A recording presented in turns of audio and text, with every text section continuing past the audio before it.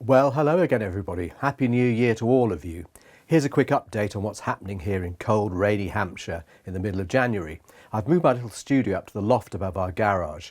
It was used as a teenage den for video games and the occasional overnight stay, but times change and we needed to move things around a bit at home. It's a bit of an odd-shaped room with a sloping roof. I'm not the tallest of people, but even so I keep banging my head and swearing a lot. As you can see though, there's enough room for my desk, audio-visual equipment and a new active green screen. This is very exciting and I'll be using it a lot in my videos. So what else is happening? Many of you know that a lot of NHS elective surgery like hip and knee replacements is done in the private sector. I do quite a bit of it. Once I've seen someone and we agree that they need a hip replacement, the waiting time is usually just a few weeks. But some of you may have noticed something odd over the last couple of months. You might go to your GP with a painful hip or knee and suddenly the usual private hospitals, places like the Nuffield and the Spire, aren't appearing as options anymore on the NHS booking system. What's happened?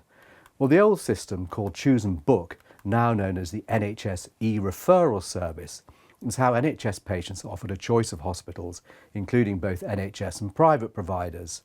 But locally, here in the Winchester and Southampton area, that choice has effectively been paused since December. And it looks as though this will be the case until around April. As far as I can tell, there's been no public announcement saying we're stopping referrals into the independent sector, yet on the ground we all know it's happened. So how is this done? Well, hospitals are removed from the booking system, contracts are temporarily frozen, or referral teams are told to redirect work elsewhere. What's the reason for this? Well, it's money and capacity, of course. Local NHS systems are under financial pressure and at the same time they're investing in new NHS-run elective hubs like the new orthopaedic centre in Winchester. The idea is to bring more surgery back into the NHS rather than paying private providers.